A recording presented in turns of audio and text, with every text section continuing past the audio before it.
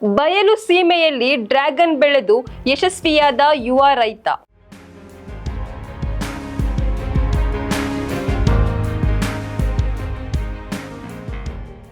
ಮೊಳಕಾಲ್ಮೂರು ತಾಲೂಕಿನ ಓದ್ನೋಬಯ್ಯಹಟ್ಟಿಯ ಯುವ ರೈತರೊಬ್ಬರು ಕಡಿಮೆ ನೀರಿನಲ್ಲಿ ಡ್ರ್ಯಾಗನ್ ಹಣ್ಣನ್ನ ಬೆಳೆದು ಯಶಸ್ವಿಯಾಗಿದ್ದಾರೆ. ಕೇವಲ 2 ಎಕರೆ ಜಮೀನಿನಲ್ಲಿ ಹನಿ ನೀರಾವರಿ ಬಳಸಿ ಬೆಳೆದ ಈ ಬೆಳೆಯಿಂದ ವಾರ್ಷಿಕ ಆದಾಯ 5 ಲಕ್ಷ ರು ಗಳಿಸಿತ್ತು.